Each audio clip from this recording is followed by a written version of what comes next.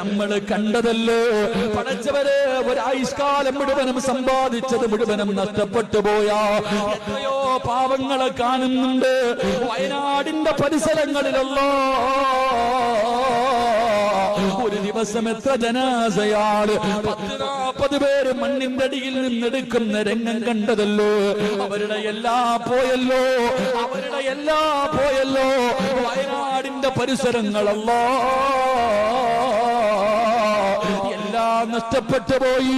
ഇന്നലെ കുടുംബമുണ്ടായിരുന്നു, ഇന്നലെ വീടുണ്ടായിരുന്നു, കൊട്ടാരം പോലെ ഉണ്ടാക്കി വീടിന്റെ അകത്ത് കിടന്നിറങ്ങിയ പാവങ്ങള് അവസാനമിട്ടിരിക്കുന്ന വസ്ത്രവുമായി പടച്ചവനെ കാത്തു നിൽക്കുകയാണ്. കൊണ്ടുവരുന്ന ഭക്ഷണവും കാത്ത് അല്ലാഹുവേ ഉടുത്തിരുന്ന തുണിയുരിഞ്ഞ് തറയിൽ വിരിച്ചിട്ട് കിടന്നിറങ്ങുന്നൊരവസ്ഥയിലേക്ക് എത്രയോ പാവങ്ങൾ മാറിപ്പോയില്ലോ.